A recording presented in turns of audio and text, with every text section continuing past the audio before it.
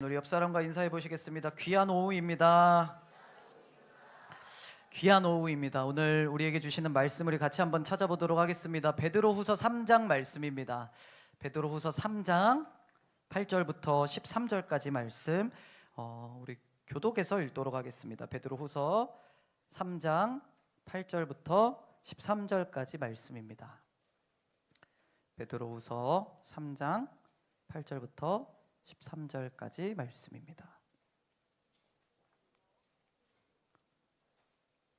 다 찾으셨으면 제가 먼저 읽고 차례로 교독해서 읽도록 하겠습니다. 사랑하는 자들아, 주께는 하루가 천년 같고 천년이 하루 같다는 이 한 가지를 잊지 말라.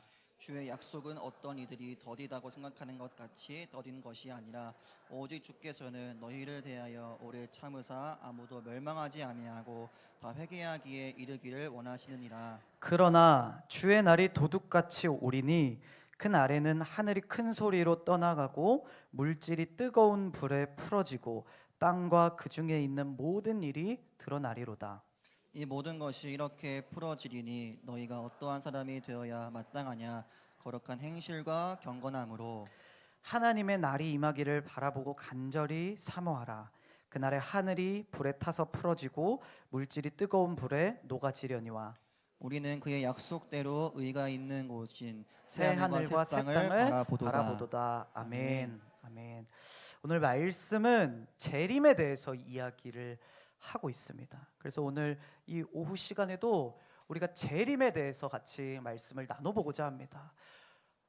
식사하시고 피곤하시고 졸리신 시간이겠지만 그래도 우리가 재림에 대한 말씀을 듣는데, 그죠? 졸다가 또 예수님 오시면 안 되니까 정신을 차리고 오늘 우리 이거 말씀 같이 살펴볼 수 있었으면 좋겠습니다.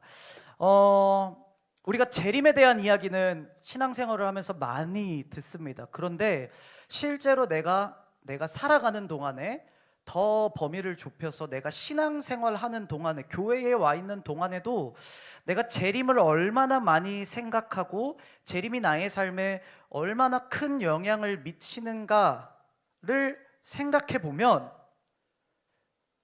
그렇게 많지가 않은 것 같습니다. 저만 하더라도 오늘 말씀을 준비하면서 나는 어느 때에 이 재림을 생각을 하고 예수님의 다시 오심을 내가 생각할까, 언제 이걸 이야기라고 표현할까, 거의 대부분의 경우가, 예를 들면은 뭐 어떤 친구가 맨날 예배 시간에 졸다가 오늘 안 졸았다, 내일 예수님 다시 오시는 거 아니야? 약간 이럴 때 사용을 하는 거죠. 해가 서쪽에서 뜬다라는 표현을 우리 기독교식으로 해서 예수님 다시 오시는 거 아니야? 이런 식으로 우리가 재림을, 저만 하더라도 그렇게 이해하고 그렇게 받아들이고 살아가는 것 같다라는 거예요. 그런데 오늘 이 본문에서 베드로 사도는, 요걸 가기 전에 여러분들은 얼마나 재림을 생각하시면서 살아가십니까? 한번 우리가 좀 스스로를 생각해보는 시간을 가졌으면 좋겠어요. 나는 지난 일주일 동안, 한 달 동안 재림에 대해서 얼마나 생각하면서 살아왔을까에 대한 고민인 것입니다. 이렇게 우리는 재림과 무방하다라고 말할 수 있을 정도로 거리가 있는 삶을 살아가는데, 오늘 베드로 사도는 2절에 이렇게 이야기를 하고 있습니다. 2절 말씀 같이 한번 읽어볼까요? 시작. 곧 거룩한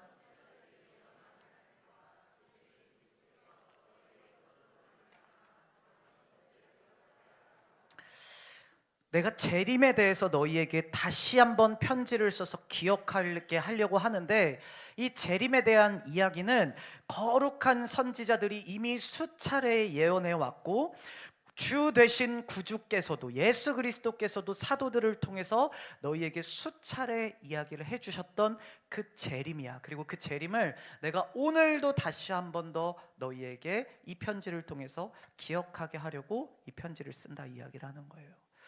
그러니까 모르면 몰라도 베드로에게 있어서 재림은 엄청 중요해서, 반복된 것을 이미 알고도 또 반복할 정도로 중요한 개념이었다는 것을 우리가 이 2절 말씀을 통해서 알 수 있게 되어진다라는 것입니다. 여러분, 재림이 도대체 무엇이고 재림이 무엇이길래 우리의 신앙에 그렇게 중요한 걸까? 어쩌면 우리 가운데 그런 생각이 있을지도 모르겠어요. 여태까지 재림을 묵상하지 않고서 예수님이 다시 오신다는 사실을 내가 기억하지 않고서도 신앙생활 잘 해왔고 나의 삶을 잘 살아왔는데 그거를 기억하는 게 그렇게 중요한가? 재림에 대해서 내가 알고 있는 게 정말로 중요한가? 라는 생각이 우리 안에 들지도 모르겠습니다. 그런데 무엇을 믿는가에 대해서 신학자들이 이야기를 할 때 이렇게 표현하는 내용이 있어요. 구약 시대 때는 무엇을 믿냐면 오실 그리스도를 믿는다라고 표현을 해요. 우리가 흔히 구약에는 예수님의 이야기가 나타나지 않지만 그 구약의 약속 언약들을 통해서 이 땅 가운데 오실 그 예수 그리스도를 믿는 믿음, 그들의 믿음은 구약 사람들, 아브라함, 모세 이런 사람들은 예수님이 누구인지는 알지 못했지만 그리스도를 믿는 그 믿음으로 구원을 받았다라고 이야기를 해요. 그리고 우리가 사복음서의 이야기, 예수님이 이 땅 가운데 오셨을 때 그 믿음은 오신 예수 그리스도를 믿는다라고 이야기를 해요. 이 땅 가운데 몸으로 오신 예수 그리스도를 믿는 믿음으로 구원을 받는다 이야기를 해요. 예수님이 부활하고 나신 이후에 지금 오늘 우리가 살아가는 이 현대에서의 믿음은 다시 오실 그리스도를 믿는 믿음이다라고 표현을 한다라는 거예요. 그러니까 여러분, 저와 여러분이 믿는다라고 표현하는 그 단어는 물론 십자가를 믿습니다, 하나님을 믿습니다, 예수님을 믿습니다, 다 포함이 되는 단어겠지만 가장 좁은 의미로서 우리가 살펴보게 된다면 다시 오실 예수 그리스도와 그를 보내신 성부 하나님과 그가 오시기까지 우리를 인도하실 성령 하나님을 내가 믿습니다 라고 고백한다는 의미가 담겨져 있다라는 거예요. 그러니까 왜 우리에게 이 재림에 대한 이야기가 중요하냐면 어쩌면 재림이 무엇인지를 알지 못하고 재림이 나의 삶에 어떤 의미인지를 우리가 알지 못하면서 내가 믿는다라고 이야기를 하는 것은 그 믿음에 괴리가 생길 수밖에 없다라는 거예요. 왜냐하면 우리의 믿음은 다시 오실 그리스도를 믿는 믿음이 되어야 되기 때문입니다. 베드로는 이 편지를 통해서 두 가지를 얘기를 하기를 원했어요. 하나는 무엇이냐면 따라해 보실까요? 재림이 무엇인가? 두 번째로는 그래서 오늘을 어떻게 살아야 하는가?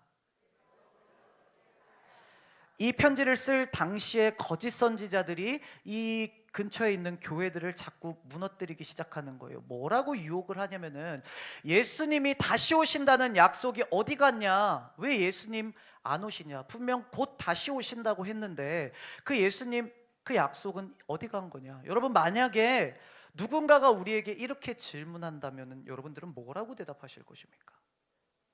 물론 이렇게 질문할 사람도 있지는 않겠지만 이런 거죠. 내가 유튜브를 보다 보니까 교회는 다시 오실 예수님을 믿는 곳이라고 하던데 왜 아직도 예수님이 다시 오시지 않아? 분명 다시 오신다고 약속하셨다고 하는데 왜 예수님이 이 땅 가운데 다시 오시지 않아? 라고 누군가가 여러분들에게 묻는다면 뭐라고 대답하시겠느냐라는 거예요.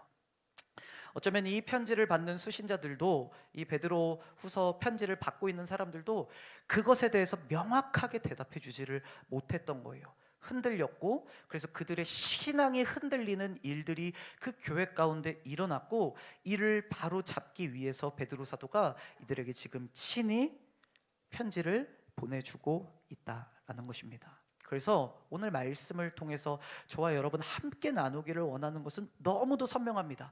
베드로 사도가 나누기를 원했던 것처럼 우리가 재림이 무엇인가에 대해서 바르게 이해하는 것과 두 번째 그 바른 이해 속에서 나는 오늘 나의 삶을 어떻게 살아갈 것인가 에 대한 방향성을 가지고 이 본당 문을 나가는 것, 그것이 오늘 이 말씀을 나누는 두 가지의 선명한 목적이 될 것 같아요. 여러분, 재림에 대해서 우리가 말씀을 듣습니다. 재림 하면은 뭐가 제일 먼저 떠오르십니까? 뭐가 먼저 떠오르세요, 여러분들은? 네? 네? 요한계시록, 또 뭐가 생각나시나요? 여러분, 생각조차 안 해보신 분들도 계시겠지만 심판, 이 생각이 납니다. 그죠? 뭔가 무서운 것, 두려운 것. 또 요한계시록 얘기를 해주셨는데, 요한계시록에 나타나는 재림의 때에 대한 비전, 환상을 보면은 굉장히 무시무시해요. 막 불과 물과 막 땅이 갈라지고 무시무시한 심판을 우리가 보게 되어진다라는 거예요. 그런데 하이델베르그 요리분답에 보면은 이렇게 묻습니다. 그리스도께서 다시 오시는 것이 당신에게 무슨 위로가 됩니까? 그러니까 믿는 자들에게 묻는 질문이에요. 그런데 그 질문 자체가 우리가 생각하는 재림, 종말, 예수님의 다시 오심에 대한 핀트가 우리가 생각하는 것과는 조금 차이가 있는 거예요. 질문은 이렇게 묻습니다. 예수님이 다시 오시는 것이 당신에게 무슨 위로가 됩니까? 그러니까 이 질문하는 사람은 누군지 모르겠지만 무슨 위로가 되냐를 묻고 있는 거예요. 어떻게 살아가게 합니까? 어떤 두려움을 줍니까? 어떤 거룩함을 우리에게 요구합니까를 우리에게 묻는 게 아니라 다시 오신다는 게 여러분에게 어떤 위로가 되냐라는 거예요. 그 질문에 이렇게 대답합니다. 모든 슬픔과 핍박 가운데서 나를 위해 정죄를 받으신 바로 그분이 하늘로부터 심판주로 오시기를 머리 들고 기다립니다. 내가 지금 처해 있는 모든 슬픔과 모든 핍박 가운데서 나를 건져내실 그 심판주 예수님이 이 땅 가운데 오실 것을 나는 기다립니다. 내게는 그 위로가 있습니다 라고 이야기를 한다는 거죠. 그런데 우리가 앞서 얘기했던 것처럼 재림에 대해서 오해하다 보니까 재림이 나를 슬픔과 압박에서부터 건져내 주시는 그 소망이 아니라 또 다른 슬픔과 또 다른 압박으로 나 거룩하게 살지 못하는데, 하나님이 다시 오시면 불과 막 이렇게 임하신다는데 내가 지금 하나님 다시 오시면 어떡하지?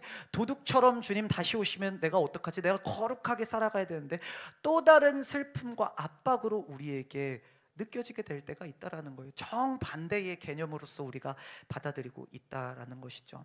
앞서 이야기한 것처럼 이 편지를 받던 초대교회 성도들도 비슷한 고민 가운데 있었습니다. 조롱하는 자들, 거짓 선지자들이 이렇게 이야기를 하는 거죠. 주께서 강림하신다는 약속이 어디 있느냐? 조상들이 잔 후로부터, 그러니까 만물이 창조된 이후부터 여태까지 그대로 있지 않느냐. 그들은 심판과 재림을 받아들이질 않은 거예요. 조롱하는 자들은. 어쩌면 우리의 모습과 비교해서 그들의 모습을 살펴본다면 재림이라는 것을 잊은 채 살아온 것 같아요. 그들이 이야기를 하고 있는 것처럼 어제랑 오늘이 다르지가 않다. 어제 있었던 일들이 오늘 일어나고, 어제 회사 갔던 것처럼 나 오늘도 회사 가야 되고, 어제 가정에 있는 것처럼 나 오늘도 똑같은 하루하루를 지나는데 재림이 내게 무슨 의미가 있을까? 재림이라는 것을 잊어버리고 살아가는 모습이 그들 가운데 일어나기 시작했다라는 거예요. 베드로는 이 잠든 영혼들을 깨우기 위해서 재림이 진짜 무엇인지를 선포하고 있습니다. 그래서 오늘 먼저는 재림이 무엇인가를 살펴보기를 원하는데, 첫 번째 재림은 무엇이냐면은 따라해 볼까요? 풀어지는 것이다. 풀어지는 것이다. 10절과 11절, 12절에 계속해서 반복되어지는 동사가 있어요. 단어가 있어요. 그게 뭐냐면은 풀어지다라는 단어예요. 10절 말씀에도 중간에 보시면 물질이 뜨거운 불에 풀어지고, 11절에도 이 모든 것이 이렇게 풀어지리니, 12절에도 하늘이 불에 타서 풀어지고. 자, 재림에 대해서 설명하면서 사도 베드로가 먼저 이야기를 하고 있는 것은 무엇이냐면, 재림은 풀어지는 것이다. 이것을 강조해서 이야기를 하고 있다라는 거예요. 이 풀어지다라는 단어, 리오라는 이제 헬러의 단어를 쓰고 있는데, 이 단어의 의미는 무엇이냐면은 흩어지다, 해체되다, 이런 의미를 가지고 있는 거예요.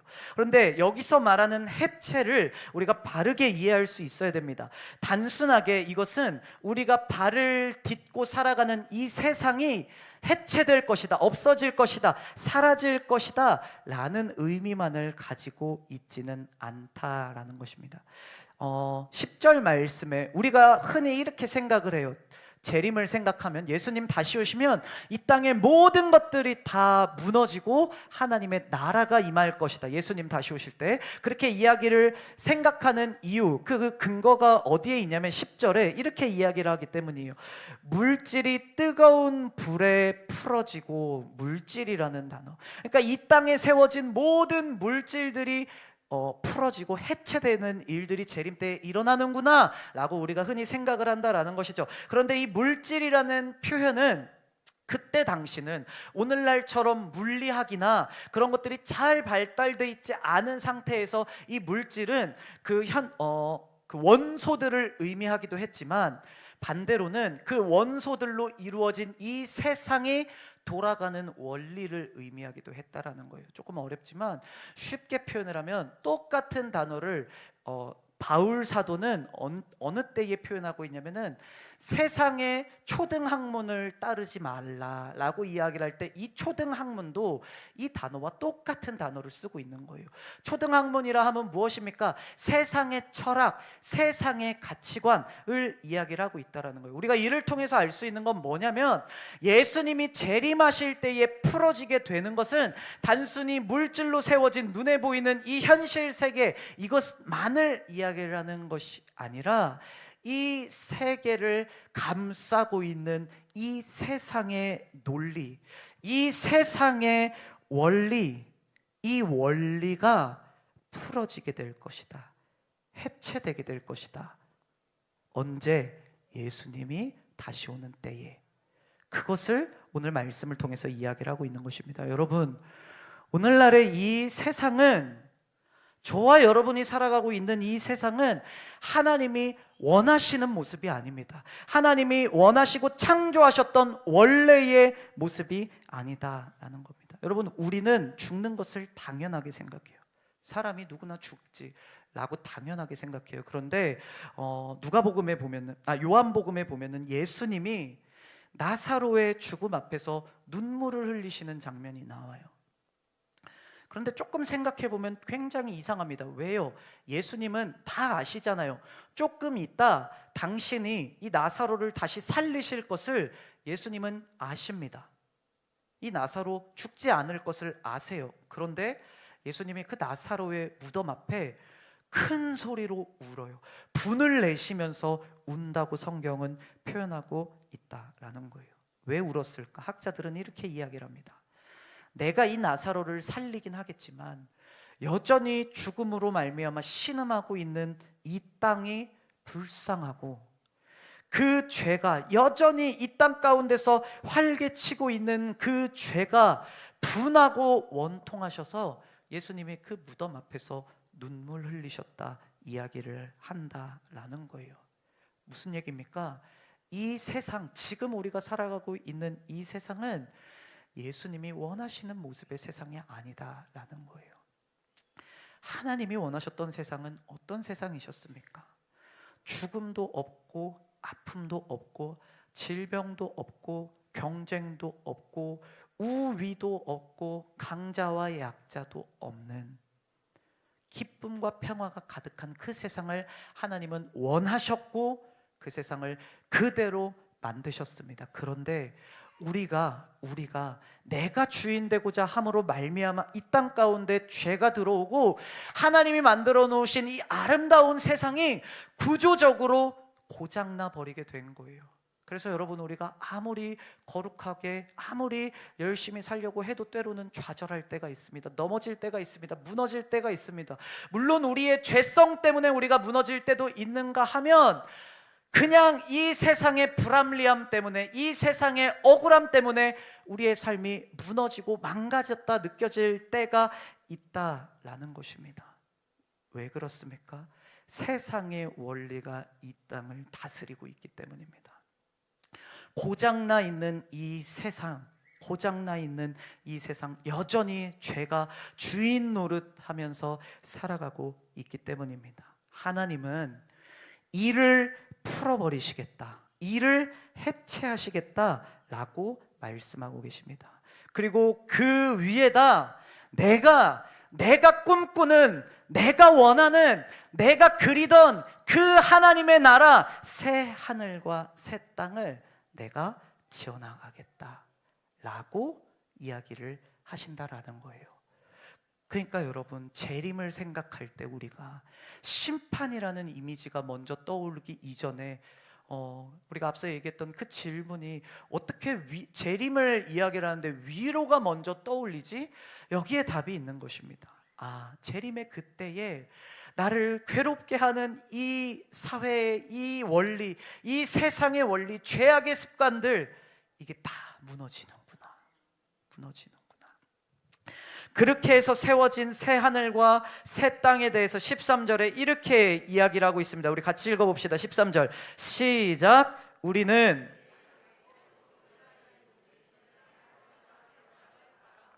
새 하늘과 새 땅이 임할 것인데, 이 새 하늘과 새 땅의 핵심 가치가 무엇입니까?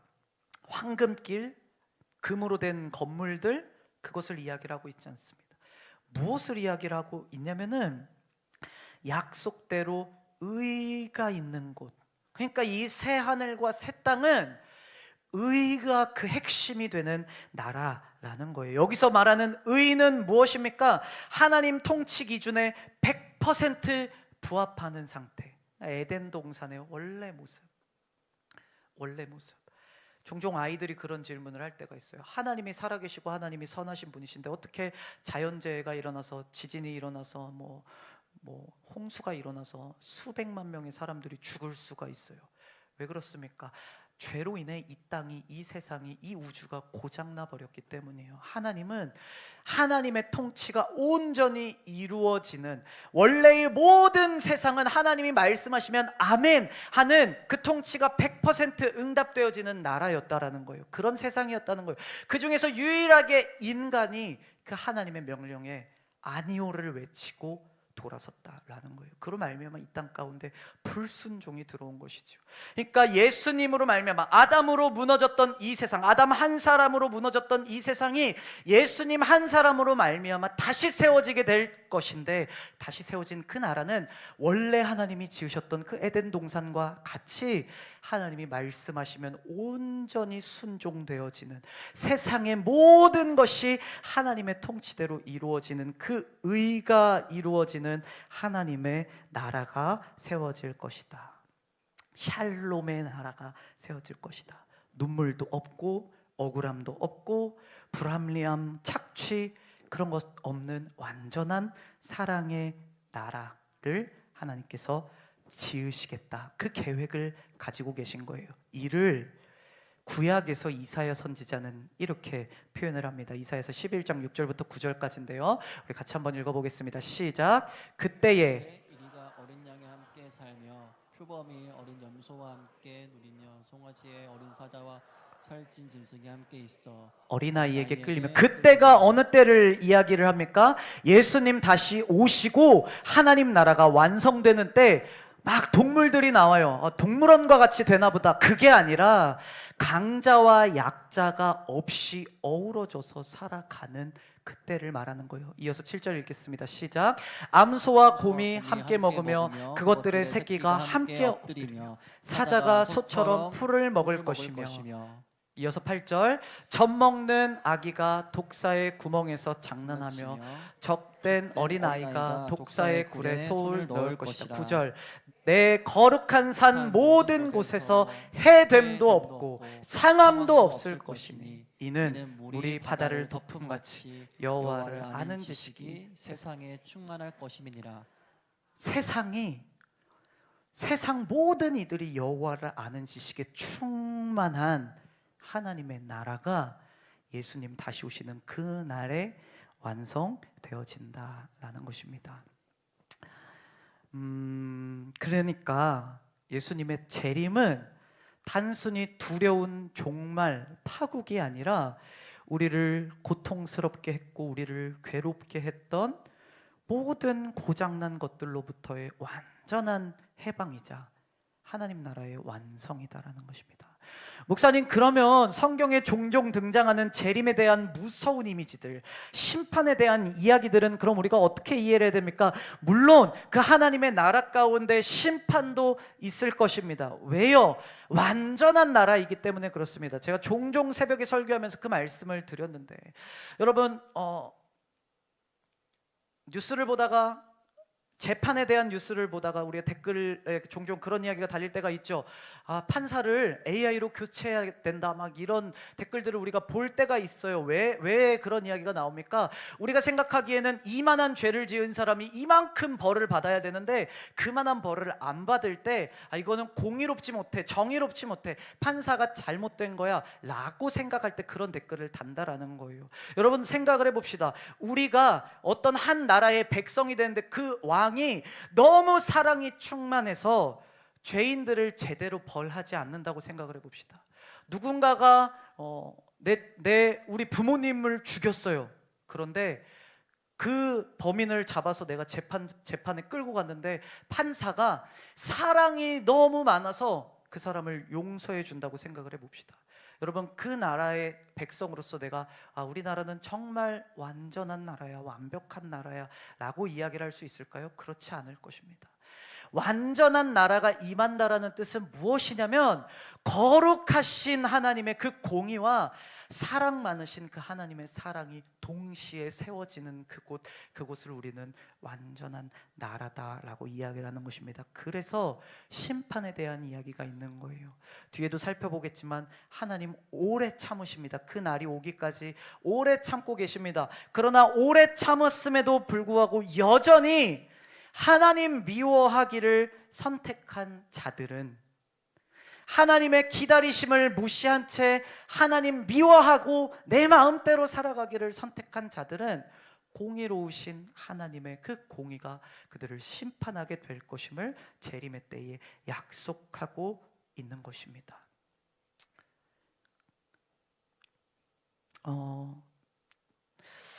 문제는 그토록 좋은 재림이, 예수님의 다시 오심이, 우리가 두 번째로 생각해 볼 거는 왜 오늘 우리에게 나타나지 않는가 하는 것입니다. 하나님은 왜 그 재림을 연기하고 계신가? 베드로가 썼을 때 거짓 선지자들이 제기했던 질문이 이것이었습니다. 하나님은 왜 그 좋은 재림을 우리에게 주시지 않아? 너희 여전히 힘들잖아. 여전히 핍박받고 있고, 초대교회 당시에 예수 믿는다는 이유로 핍박받고 있고 죽임당하고 있고 괴로워하고 있는데 왜 예수님 다시 나타나지 않으셔? 오늘날 우리의 이야기로 따지자면 우리 힘들어하고 괴로워하면서 살아가요.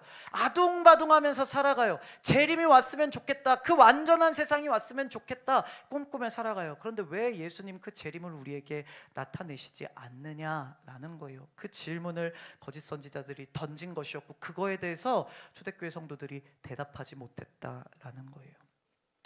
여러분, 하나님이 왜 예수님이 왜 다시 오시지 않습니다라고 누군가가 묻는다면 우리는 뭐라고 대답하시겠습니까? 여러분, 이 질문은 세상의 끝에 대한 질문임과 동시에 오늘에 대한 질문이기도 합니다. 왜냐하면 왜 하나님은 오늘을 허락하고 계실까? 라는 질문으로 우리가 바꿔서 이야기를 할 수 있기 때문이에요. 왜 하나님은 재림을 오늘 주시지 않을까라는 질문은 바꾸어서 말하면, 왜 하나님은 오늘 나를 살아가게 하실까? 오늘 왜 다시 오셔서 이 세상에 막을 내리시지 않으시고 모든 것이 다 풀어지고 하나님의 나라가 완성되는 그 날을 오지 않으시고 왜 나로 하여금 오늘을 살아가게 하실까? 그러니까 여러분, 이 재림에 대한 질문은 단순히 신학적인 이야기가 아니요, 먼 미래에 대한 이야기가 아니요, 오늘을 살아가는 우리에게 가져야 되는 질문이 된다라는 것입니다. 여러분, 하나님이 왜 우리에게 오늘을 허락하고 계십니까? 때로는 괴롭게 느껴집니다. 반복되고 무의미하게 느껴지기만 하는 이 오늘을 왜 하나님께서는 우리에게 허락하시냐라는 거예요. 하나님 나라 빨리 임하면 좋겠는데. 9절 말씀에 그에 대해서 베드로 사도가 이렇게 대답합니다. 같이 읽겠습니다. 시작. 생각하는 것 같이 더딘 것이 아니라 오직 주께서는 너희를 대하여 오래 참으사 아무도 멸망하지 아니하고 다 회개하기에 이르기를 원하시느니라. 하나님이 무능력한 것이 아니라, 하나님이 능력이 없어서가 아니라, 오늘이 너희에게 주어진 까닭은, 재림이 오늘 너희에게 주어지지 않은 까닭은 하나님께서 오래 참으시기 때문이다 라고 베드로 사도가 이야기를 하고 있다라는 것입니다. 오래 참으신다. 오래 참으시는 대상에 대해서 뭐라고 이야기를 하냐면 9절에 너희를 대하여, 너희를 대하여. 여기서 말하는 너희는 우리가 세 가지 측면으로 이해할 수 있을 것입니다. 첫 번째는 이 편지를 처음 받았던 초대교회의 성도들일 것입니다. 거짓 교사의 유혹에 빠져서 방종으로, 잘못된 그 종말론 때문에 그들은 어차피 주님 다시 안 올 테니까 내 마음대로 그냥 방탕하게 살아가겠다라는 의견들이 그들 가운데 생겨나고 있었어요. 여기서 말하는 너희의 첫 번째 의미는 그 편지를 받던 초대교회 성도들이었을 것입니다. 너네를 위하여 방종하고 있는 거짓 선지자들의 이야기에 유혹에 빠져서 방종하고 있는 너희를 위하여 하나님이 지금 오래 참으시고 계신다. 두 번째, 너희는 오늘 이 말씀을 듣고 있는 저와 여러분을 의미할 것입니다. 교회는 다니지만 여전히 세상의 가치관에 풀어져 버릴 그 물질, 초등학문, 세상의 원리에 한 발을 담그고 내일이 영원할 것처럼 안일하게 살아가고 있는 저와 여러분을 위해서 하나님이 오래 참으시고 계시다라는 거예요. 세 번째, 이 너희가 의미하는 바는 무엇이냐면 아직 돌아오지 않은 하나님의 택함 받은 백성들을 가리킵니다. 하나님께서 구원하시고자 예정하셨지만 복음을 듣지 못해 세상 속에서 살아가고 있는, 전도를 복음을 들어야 된 그들이 다 주께 돌아오기까지 주님은 심판의 문을 잡고 버티며 끓는 마음으로 인내하고 계신 것입니다. 우리의 오늘은 이 하나님의 오래 참음으로 말미암아 존재하는 것이다 라는 거예요. 관점의 차이입니다. 세상 사람들 어느 누구도 그렇게 생각하는 사람들 없을 거예요. 그런데 믿는 저와 여러분은 오늘 하루 눈을 뜰 때 하나님이 오늘 내가 돌이키기를 원하셔서, 나를 통해 아직 믿지 않는 하나님의 백성들이 돌아오기를 원하셔서 오늘 나를 살아가게 하시는구나. 너무 종교적인 이야기처럼 들리시는지도 모르겠어요. 회사도 가야 되잖아요. 공부도 해야 되잖아요. 가정 일도 해야 되잖아요. 그런데 그보다 먼저 우리에게 해야 되는 일은 하나님의 그 종말의 때를 바라보면서 너희를 위해 오래 참으시는, 나를 위해 오래 참으시는 주님께 돌아가는 것, 지금도 주님이 기다리고 계시는 그 하나님의 백성들에게 다가가 복음을 전하는 것, 그것이 우리의 오늘이 가진 의미다라는 거예요. 직장 생활 열심히 하라고 하나님께서 우리에게 오늘을 허락하신 게 아닙니다. 반복되는 삶, 무의미한 삶 살아가라고 오늘을 주신 게 아닙니다. 나를 살리고 누군가를 살려야 되는 은혜의 골든 타임으로서 우리에게 오늘을 주신다는 거예요. 그런 마음으로 우리가 오늘을 살아가야 된다는 것입니다. 그런 오늘을 살아가는 방법에 대해서 베드로 사도는 두 가지로 이야기를 하고 있습니다. 첫 번째는 무엇이냐면은 그 재림의 때를 바라보는 삶을 살아야 된다. 바라보는 삶을 살아야 된다.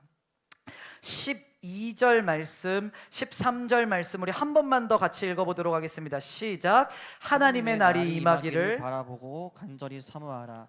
그 날에 하늘이 불에 타서 풀어지고 물질이 뜨거운 물에 녹아지려니와 우리는 그의 약속대로 의가 있는 곳인 새 하늘과 새 땅을 바라보도다. 바라보고 14절에까지 총 3번이 바라보다라는 단어가 반복이 되어집니다. 그런 재림을 기다리며 재림을 향하여 살아가는 우리의 오늘의 삶이 구체적으로 어떻게 되어야 되는지 우리에게 실천 지침을 베드로 사도가 주고 있는 것인데, 어떻게 살아가야 되냐? 재림을 따라해 봅시다. 재림을 바라보는 삶. 이제부터 저와 여러분들의 삶은 재림을 바라보는 삶을 살아가야 된다라는 거예요. 여러분, 보다라는 단어를 의미하는 헬라어의 단어 한 3-4가지가 있습니다. 그 중에서 오늘 이 단어를 쓴 데는 성령님의 그 주권적인 역사가 있음을 믿습니다. 이 단어가 의미하는 바는 무엇이냐면, 그냥 평범히 보다를 의미하는 것이 아니라 목을 길게 빼고 집중하여서 그 방향을 바라보고 있는 것을 나타낼 때 이 단어를 특별히 사용한다라는 거예요. 저는 군대에서 운전조교를 했었습니다. 그래서 이제 제 업무는 뭐였냐면은 교육생 1명을 태우고 저는 이제 옆에 타서 두돈반 트럭 옆에 타가지고 이제 하루 종일 이제 밖에 돌아다니다가 그 코스 돌고 오면은 오전 끝나고 오후에 한 바퀴 돌고 오면은 오후 끝나고, 이런 이제 일과를 했습니다. 그런데 운전을 아무리 사회에서 날고 기게 했어도 일단 군대 오는 순간 사람이 1차적으로 바보가 됩니다. 바보가 되고, 그리고 커다란 차를 태어나서 처음 끄니까, 그만한 크기의 차를 처음 끄니까 아무리 운전을 잘했다 오래 했다 하는 친구들도 오면은 바보가 돼요. 그러니까 이제 막 옆에서 썽을 내는 거죠. 막 화내면서 이렇게 같이 이제 똑바로 하네 하면서 이제 가는 거예요. 군대니까 그렇게 하는 건데, 문제가 있어요. 뭐냐면은 중앙정렬을 해야 되는데 차가 워낙 크고 강원도 홍천이니까 도로가 좁단 말이에요. 그러니까 가운데에 맞춰서 가야 되는데 이거를 잘 못해요, 대부분의 사람들이. 그리고 그 못하는 사람들 보면은 꼭 그 바로 옆에 이렇게 운전석에 앉으면 바로 옆에 가는 그 차선을 자꾸 보면서 그것만 보고 이렇게 운전을 하려고 해요. 그러다 보면은 자꾸 오히려 중앙에서 벗어나게 되어지는 거예요. 그래서 가르칠 때 뭐라고 가르치냐면, 야야, 차선을 보지 말고, 옆에 바로 앞에 있는 차선을 보지 말고 저 멀리 도로를 봐야 돼. 저 멀리 있는 도로를 봐야 가운데를 맞추고 갈 수 있어. 이렇게 가르친다라는 거예요. 여러분, 이 바라보다라는 단어는 무엇이냐면, 우리 세상은 자꾸 우리의 시선을 빼앗아 가려고 해요. 눈앞에 닥친 문제가 우리의 시선을 빼앗아 가려고 해요. 재림으로부터 우리의 시선을 앗아가려고 해요. 그런데 베드로 사도가 이야기를 하고 있는 재림을 기다림으로 오늘을 살아가는 방법은 계속해서 재림을 바라보는 삶을 살아야 된다는 거예요. 무슨 얘기입니까? 재림을 기억하는 거예요. 재림을 떠올리는 거예요. 내 삶에 어려움이 찾아옵니다. 문제가 찾아옵니다. 이것을 세상의 원리로서 해석하고 바라보고, 그러면 결국 둘 중 하나일 거예요. 아, 내가 문제야. 난 왜 이런 것도 못하지? 나는 바보야. 내 자존감을 깎아내리거나 세상을 탓하거나 이 세상이, 이 사회가, 나라가 나한테 못해줘서, 둘 중 하나일 거예요. 그런데 우리는 그것을 바라보는 것이 아니에요. 눈앞에 보이는 세상, 그 어려움을 바라보는 것이 아니라 재림의 때를 바라보는 거예요. 그렇게 바라보면 우리의 인생에 어떤 힘이 생깁니까? 이것은 내 문제, 세상의 문제가 아니라 죄의 문제구나. 죄의 문제구나. 여전히 이 땅을 고장내키고 있는, 괴롭히고 있는 죄의 문제구나. 그렇다면 그 죄의 문제를 해결할 수 있는 힘은 어디에서부터 찾을 수 있습니까? 예수 그리스도에게밖에 찾을 수가 없는 거예요. 우리가 재림을 바라보지 않고 세상을 바라보면서 살아갈 때 우리에게 나타나는 모습이 있습니다. 뭡니까? 내가 더 노력하는 거예요. 더 좋은 직장 가려고 하고, 더 많은 돈을 벌려고 하고, 내게 닥친 문제를 해결하는 방법으로서 기껏 내가 생각해내는 방법은 그거예요. 더 많은 돈을 벌면 이 문제가 해결되지 않을까? 우리 가정에 문제가 있는데 내가 더 많은 돈을 벌면 이 가정의 문제가 해결되지 않을까?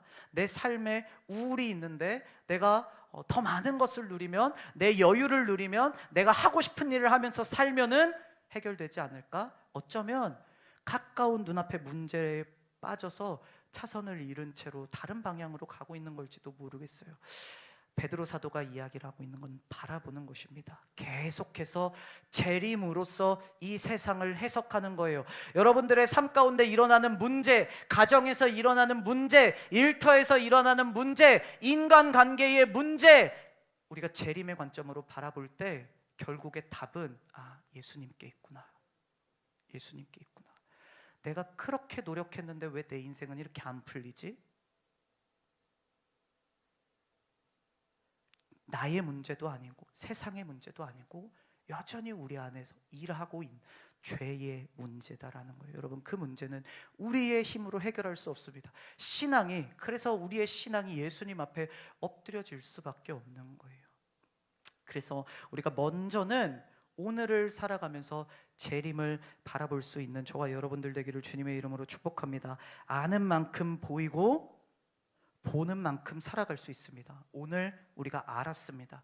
재림에 대해서 여태 생각해보지 않고 살아왔지만 오늘 우리가 말씀을 통해 재림을 배웠습니다. 배운 만큼 이제 보게 하여 주시옵고 보는 만큼 살아가게 하여 주시옵소서. 내 힘으로 아둥바둥 살아가는 인생이 아니라 예수 그리스도께 엎드리게 하시고 그 재림을 간절히 기다리게 하여 주시옵소서. 두 번째, 이게 마지막입니다. 두 번째, 그럼 오늘을 어떻게 살아가야 되는가? 베드로의 실전 지침 두 번째입니다. 어떻게 살아가야 되냐?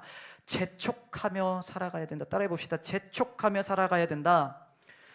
우리 다른 표현으로도 한번 따라해 보겠습니다. 간절히 사모해야 된다.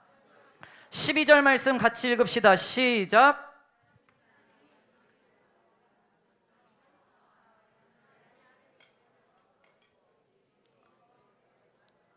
베드로의 실전 지침이에요. 오늘을 어떻게 살아가냐? 첫 번째로는 바라보며 살아가라. 두 번째로는 하나님의 날이 임하기를 바라보고 간절히 사모하라. 간절히 사모하라. 간절히 사모하라.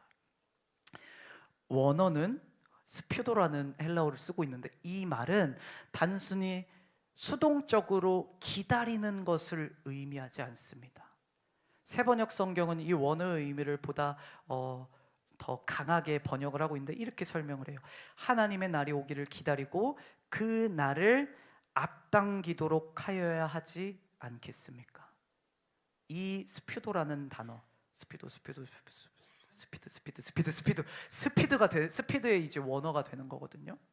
그러니까 속도에 대한, 빠름에 대한 이 의미를 가지고 있다라는 거예요. 단순히 기다리는 것이 아니라 하나님의 그 나라가 다시 오기를 너무 간절하게 기다리다 못해 재촉하는 그 단어의 의미가 이곳에 담겨져 있다라는 것입니다. 진심으로 원하는 사람은 가만히 앉아있지 않고 발을 움직이게 돼 있어요. 배달 여러분들 자주 시켜 먹는지는 모르겠지만 배달 오면은 핸드폰에 이제 배달의 민족에서 알림 딱 뜨자마자 배고픈 사람이 먼저 가서 이제 싹 하고 이제 가지고 오는 겁니다. 간절한 사람은 그것을 그냥 가만히 앉아서 기다리는 것이 아니라 다가가게 돼 있다는 거예요. 먼저 쫓게 돼 있다는 거예요. 재촉하게 돼 있다라는 거예요. 하나님의 나라를 베드로 사도는 분명히 이야기를 하고 있는 것입니다. 뭐라고 이야기를 하냐면 저와 여러분이 재촉할 수 있고 재촉해야 한다. 하나님의 나라가 이 땅 가운데 오도록 우리는 재촉하는 삶을 살아야 된다. 목사님, 하나님이 정하신 때가 있고 하나님의 나라가 있는데 그것을 우리가 재촉할 수 있습니까?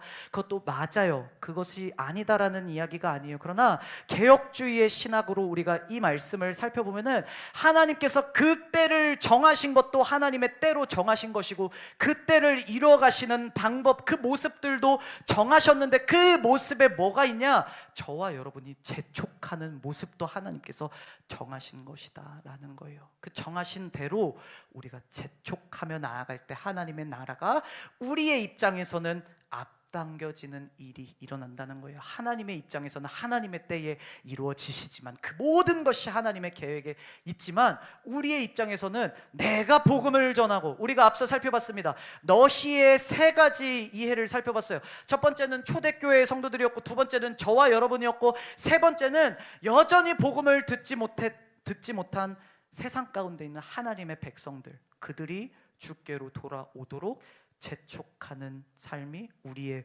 오늘이 되어야 된다라는 것입니다. 어떻게 우리가 재촉할 수 있습니까? 11절 마지막에 이렇게 이야기를 합니다. 거룩한 행실과 경건함으로. 그런데 여러분, 이 이야기를 우리가 앞서 이야기했던 것처럼 심판의 개념으로 받아들이지 않으시기를 바랍니다. 이것은 또 재림에 대해 이야기를 하면서 경건한 삶, 거룩한 삶에 대해서 이야기를 하네. 이것은 단순히 재림 때에 경건하게 사십시오, 거룩하게 사십시오, 이걸 이야기를 하는 것이 아니라 너희가 정말로 그 재림을 믿느냐, 이 세상의 원리는 풀어지고 무너지고 하나님의 새 하늘과 새 땅이 이 땅 가운데 임할 줄을 믿느냐, 그러면 이 땅을 살아가는 동안 너희가 풀어질 원리대로 살지 말고 다시 임할 하나님 나라의 원리대로 살아가는 것을 보여주라 라는 의미를 가지고 있는 거예요. 그것으로 내가 너희를 평가하겠다, 그것으로 내가 너희를 심판하겠다, 거룩히 살았니 안 살았니 내가 그날에 심판하겠다라는 의미가 아니라 너희가 하나님 나라의 원리대로 살아가서 여전히 돌아와야 될 그들에게 보여주라, 그들을 재촉해라. 우리의 모습, 우리의 삶을 보면서 저 사람은 왜 세상의 원리대로 안 살지? 저게 돈이 더 되는데 왜 저 사람은 저걸 저렇게 기쁘게 포기하지? 저 사람이 살아가는 원리는 무엇이지? 하나님 나라의 원리를 깨닫게 되고 그들이 돌아오게 되는 것, 그것이 우리에게 오늘을 허락하신 목적이다라는 것입니다. 여러분, 우리는 보여줘야 됩니다. 세상 사람들에게, 믿지 않고 있는 하나님의 백성들에게 이 세상이 다가 아니다라는 사실을 우리는 삶으로 보여줘야 되는 거예요. 삶으로 보여줘야 되는 거예요. 그래서 재림을 이야기를 하면서 거룩한 행실과 경건함을 이야기를 하고 있는 것입니다. 이것이 사도 베드로가 전하기를 원했던 재림이 무엇이냐, 오늘을 우리가 어떻게 살아가야 될 것이냐라는 두 가지 메시지였다라는 거예요. 여러분, 재림이 무엇입니까? 물론 심판 있을 것입니다. 그러나 재림의 가장 큰 모습, 가장 큰 목적은 의로우신 하나님의 나라가 이 땅 가운데 임하는 거예요. 여러분, 우리 간절히 사모합시다. 괴로운 이 땅, 우리를 어렵게 하는 이 세상, 이 모든 것들이 풀어지고 하나님의 온전한 나라, 어린아이가 독사굴에 손 넣어도 아무 문제 없는, 고통도 괴로움이 없는 그 나라, 죽음도 없는 그 나라, 이별이 없는 그 나라, 그 나라가 우리 가운데 오기를 날마다 날마다 소원하며 나아갑시다. 그 재림을 기다리며 우리는 오늘을 어떻게 살아가야 됩니까? 하나님의 오래 참음으로 말미암은 이 오늘을 우리는 그 재림을 바라보면서 세상 원리를 눈으로 보는 것이 아니라, 눈앞에 있는 문제를 눈으로 보는 것이 아니라 멀리 있는 그 하나님 나라를 바라보면서, 두 번째로는 재촉하면서, 하나님, 내가 돌이키기를 원합니다. 내가 주님 앞에 돌아가기를 원합니다. 그 너희의 두 번째 의미였던 내가 하나님 앞에 돌아가기를 원합니다. 세 번째 의미였던 저들을 내가 돌이키게 하기를 원합니다. 여러분, 우리가 하나님 앞에 돌아가고 저들 모두가 하나님 앞에 돌아올 때 그 하나님의 나라가 임할 것입니다. 그 하나님의 나라를 그냥 관전하는 사람처럼, 관망자처럼 멀리서 저 사람들 열심히 하네 지켜보고 있다가 하나님의 나라가 오는 이들에겐 그만한 기쁨이 없을 거예요. 그런데 간절히 사모하고 그 나라가 오기를 간절히 재촉하며 살아가는 우리에게는 그 나라가 세상 어떤 것보다 큰 기쁨으로, 큰 행복으로 우리에게 다가오게 될 것입니다. 우리가 내일 아침 눈을 떴을 때 오늘 재림으로 향하는 그 역사 속에서 하나님 오늘도 참아주셨구나, 우리가 그 사실을 기억하고 함께 나아갈 수 있는, 재림의 때를 맞이할 수 있는 저와 여러분들 되기를 주님의 이름으로 축복합니다.